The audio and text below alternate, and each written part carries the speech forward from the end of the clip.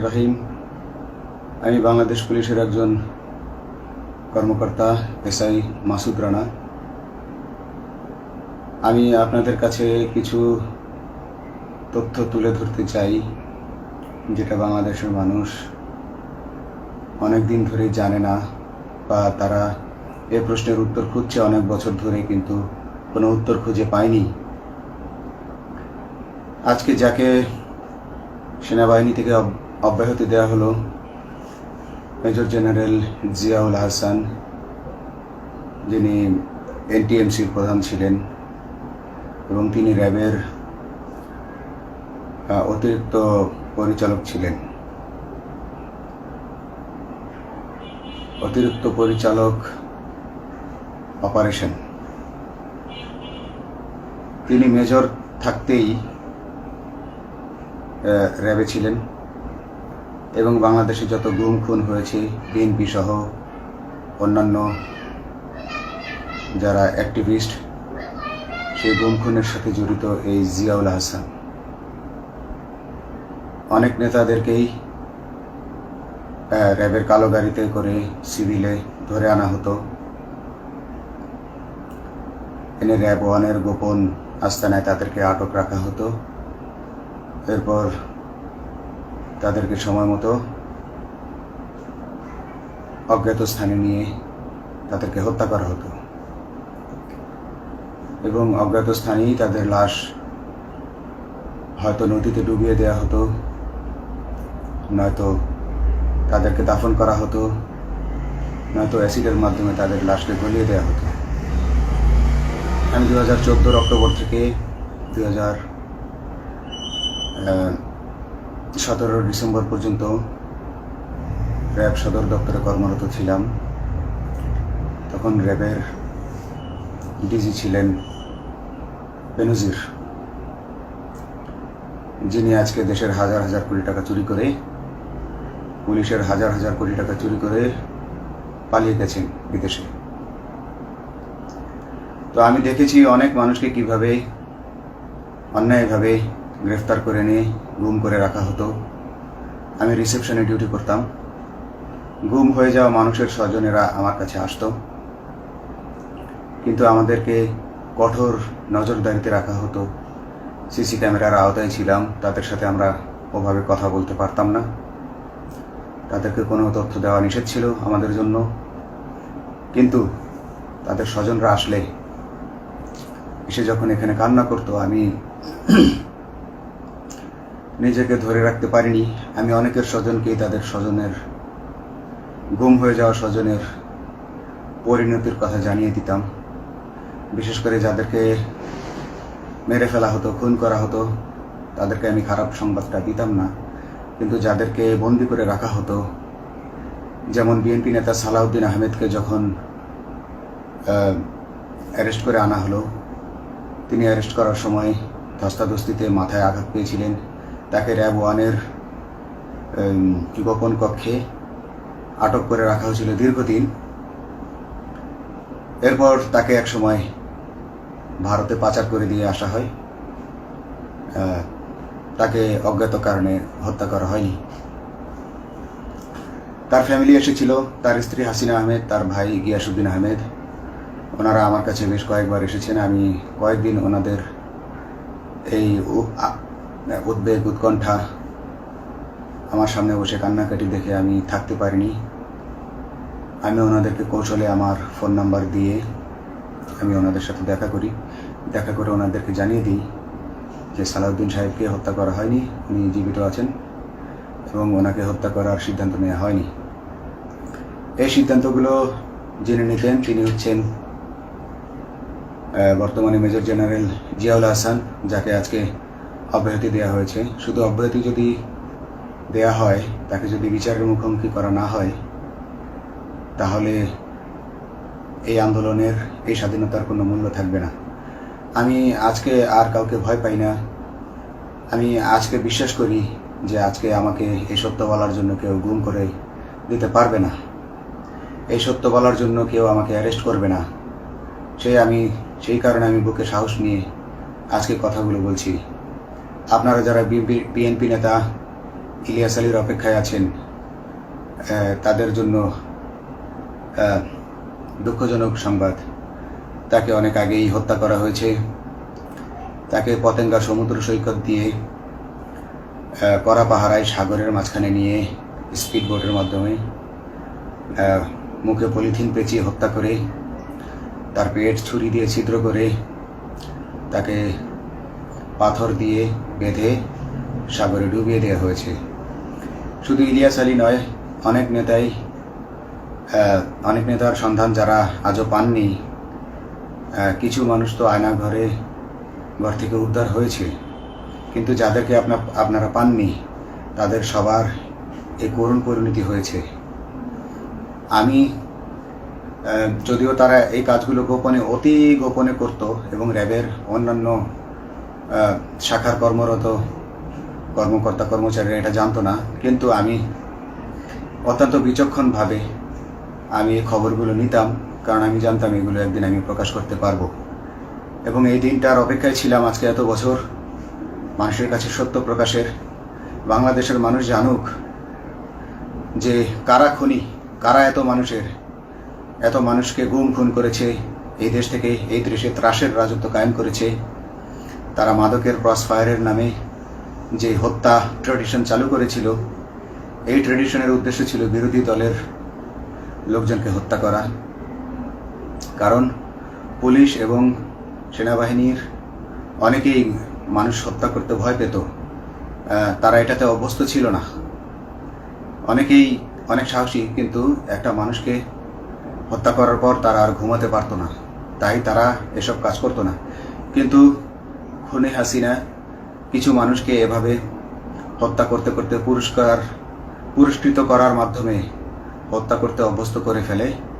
তারাই এই গ্রেফতারকৃত এই গুমকৃত মানুষদেরকে গুলি করে হত্যা করত। এবং তারা এতটাই নিষ্ঠুর যে তারা এক একজন কয়েক শত করে হত্যা করেছে। এবং এই মানুষগুলোর সংখ্যা বেশি নয়, কারণ সবাই লাশ দেখতে পারে না। একটা মানুষকে খুন করার পর লাশের যে ছটফটানি এবং মাথায় গুলি করার পর মাথার যে বিকৃত অবস্থা, এই জিনিসগুলো আমাদের অনেকেই আমরা সহ্য করতে পারি না। তাই আমাদের মধ্য থেকে কিছু হায়নাকে বেছে নিয়ে তারা একটা টিম গঠন করে, তাদেরকে র্যাব সদর দপ্তরে বেনজির আহমেদ প্রতি মাসে পুরস্কার দিতে ডাকতেন।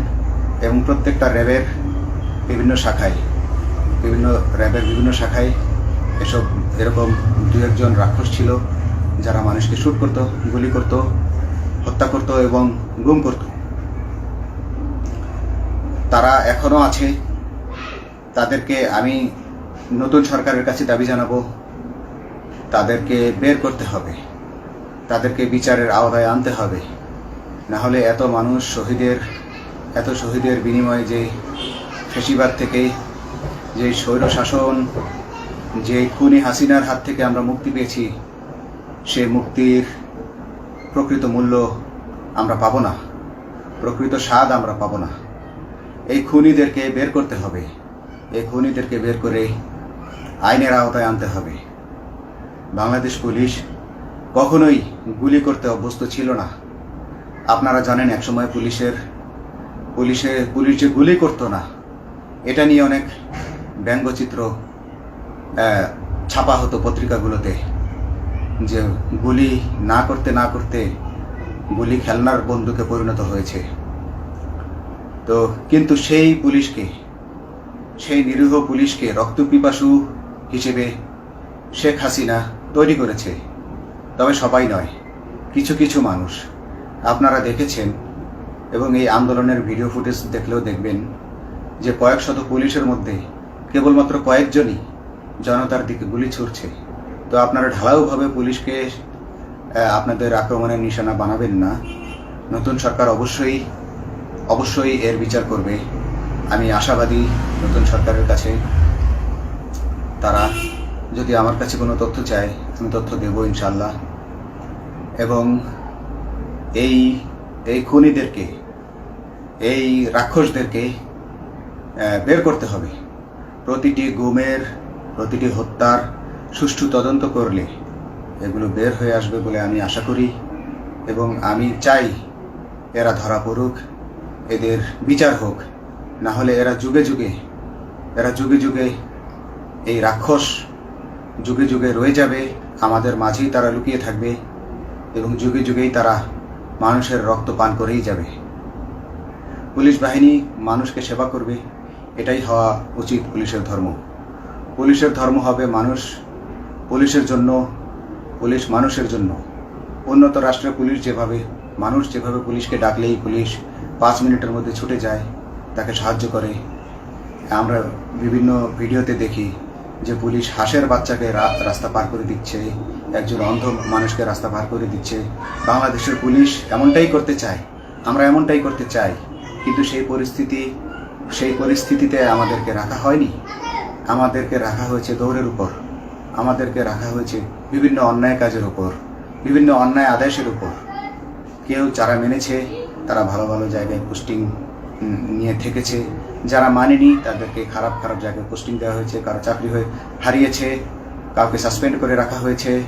আমি নিজেও একজন এমন বৈষম্যের শিকার, অন্যায় মিথ্যা মামলার শিকার হয়ে আমি নিজেও বর্তমানে সাসপেনশন অবস্থায় আছি এবং এই সাসপেনশন অবস্থায় থেকে আমি আল্লাহর কাছে শুকরিয়া জানাই, কারণ এই সাসপেনশন থাকার কারণে আমি ছাত্র জনতার আন্দোলনের সাথে সংযুক্ত হতে পেরেছি।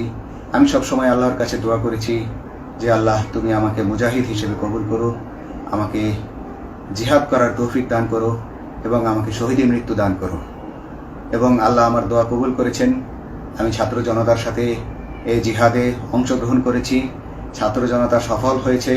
আমি গর্বিত আমি এই আন্দোলনে একজন পুলিশ অফিসার হয়েও আমি অংশগ্রহণ করতে পেরেছি। তো যাই হোক, আমি চাইব যে বাংলাদেশ পুলিশের, র্যাবের যে সকল কর্মকর্তা অগণিত মানুষের গুম খুনের সাথে জড়িত ছিল তাদেরকে ধরা হোক, তাদেরকে আইনের আওতায় আনা হোক। আমাদের মতো অনেক অফিসার আছি যারা এসব কুকর্মের সাক্ষী, আমরা সাক্ষ্য দেব। আমরা এখন আর ভয় পাই না। আমরা আসলে যে ভয় পেয়েছি তা নয়, আমাদের বাহিনীতে টিকে থাকাটা জরুরি ছিল। জনগণের স্বার্থেই আমাদের বাহিনীতে থাকা জরুরি ছিল, কারণ আমরা যদি বাহিনী থেকে আউট হয়ে যেতাম তাহলে এসব তথ্য আমরা জানতে পারতাম না এবং জনতার কাছে পৌঁছাতে পারতাম না। জনতার কথা বলতে হলে, জনতার সাথে থাকতে হলে আমি পজিশনেও থাকতে হবে। এই জন্য অনেক কিছুই প্রকাশ করিনি, কারণ আপনারা ভালো মতোই জানেন যে অনেক সেনাবাহিনীর মেজরকেও গুম করে দেওয়া হয়েছে যারা মুখ খুলেছে। আমি তো একজন সামান্য সাব ইন্সপেক্টর, আমাকে গুম করে দেওয়া তাদের 1 সেকেন্ডের ব্যাপার ছিল। তো আমি এখন বিশ্বাস করি যে এখন সেই দিন, সেই কালো মেঘ সরে গেছে আকাশ থেকে, আকাশ মুক্ত হয়েছে, এই দেশ জালিমের শাসন থেকে মুক্ত হয়েছে। আল্লাহ তাআলা আমাদের উপর রহমত বর্ষণ করেছে। অগণিত মুসলিমের দোয়া আল্লাহ তাআলা কবুল করেছেন, অগণিত 18 কোটি মানুষের দোয়া আল্লাহ কবুল করেছেন। নইলে এইভাবে হঠাৎ করে 15 দিনের মধ্যে 15 বছর ধরে গড়ে ওঠা রাক্ষসের পতন ঘটা আল্লাহর রহমত ছাড়া এটা কখনোই সম্ভব হতো না। আমি আল্লাহর উপর ভরসা রেখে বলছি, আপনারা নতুন প্রশাসনকে ঢেলে সাজান, পুলিশ বাহিনীকে ঢেলে সাজান। এই সিস্টেমের মধ্যেই, পুলিশের এই সিস্টেমের মধ্যেই গণ্ডগোল আছে, নিয়োগের মধ্যে গণ্ডগোল আছে।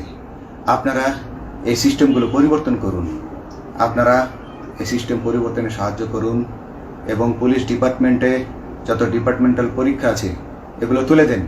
এই ডিপার্টমেন্টাল পরীক্ষাগুলোর মাধ্যমে আমাদের ঊর্ধ্বতনরা আমাদের গলা সবসময় চিপে ধরে রাখে, ঠিক আছে?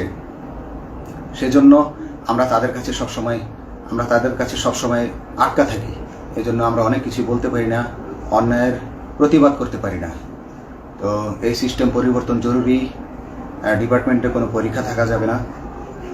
কনস্টেবল হতে যারা একটা নির্দিষ্ট সময় পর তার বিভিন্ন কোর্স করানোর মাধ্যমে তার প্রমোশন হতে হবে। সাব ইন্সপেক্টরে ভর্তি হয়ে 5 বছর পর ইন্সপেক্টর হিসেবে পদোন্নতি পাবে, তার 5 বছর পর সহকারী পুলিশ সুপার হিসেবে পদোন্নতি পাবে। এভাবে আইন পরিবর্তন করতে হবে। তাদেরকে দক্ষ করে গড়ে তোলার জন্য বিশেষ কোর্সের আয়োজন করতে হবে এবং সৎভাবে বাঁচার জন্য সঠিক বেতন কাঠামো এবং ভালো কাজের জন্য পুরস্কার এর ব্যবস্থা করতে হবে। বিভিন্ন যে চোরাই মাল মাদক উদ্ধারের জন্য সেক্ষেত্রেও বিশেষ পুরস্কারের ব্যবস্থা থাকতে হবে এবং বাসস্থান এবং যানবাহন, পুলিশের যেই ব্যয়টা হয় সেটা হচ্ছে বাসস্থান এবং যানবাহন। পুলিশ আমরা নিজের বেতনের টাকা দিয়ে মোটরসাইকেল কিনে চাকরি করতে হয়, এই বিষয়টা যেন না করতে হয় এবং সরকারি বাসস্থান যদি আমাদেরকে দেয়া হয় তবে আমরা বেতনের টাকা দিয়ে আমরা মানুষকে সেবা দিতে পারবো, সৎভাবে চলতে পারবো এবং দেশের মানুষকে সন্তুষ্ট করতে পারবো ইনশাআল্লাহ। তো আমি আপনাদেরকে প্রথমে যেই তথ্যগুলো দিয়েছি গুম খুনের বিষয়ে, আপনারা এই তথ্যগুলো অনুসন্ধান করুন, অনুসন্ধানে টিম গঠন করুন। প্রত্যেকটা গুম খুনের বিচার হতে হবে এই দেশে। যারা আটক ছিলেন অনেকেই হয়তো এখন আয়নাঘর থেকে মুক্তি পেয়েছেন, কিন্তু যারা দুর্ভাগ্যের শিকার হয়ে মৃত্যুবরণ করেছেন তাদের আত্মীয় স্বজনরা, তাদের প্রতি আমার সমবেদনা রইল। তারা জোর দাবি তুলুন, তারা সবাই সরকারের কাছে আপনাদের পরিবার পরিজনের নিখোঁজ হওয়ার বিষয়টি তুলে ধরুন, আপনারা জোর দাবি জানান এবং গুম খুন তদন্তে একটি তদন্ত কমিটি গঠন করা হোক, যেখানে কোনো পুলিশ বা সেনাবাহিনীর সদস্য থাকবে না। এটা হতে পারে বিচার বিভাগীয় তদন্ত বা অন্য কারো মাধ্যমে, কিন্তু এই হায়নাদের এই খুনিদেরকে বের করুন, বের করে এদেরকে শাস্তির আওতায় আনুন, তবেই এই তারা তাদের বলিদান সফল হবে। আসসালামু আলাইকুম।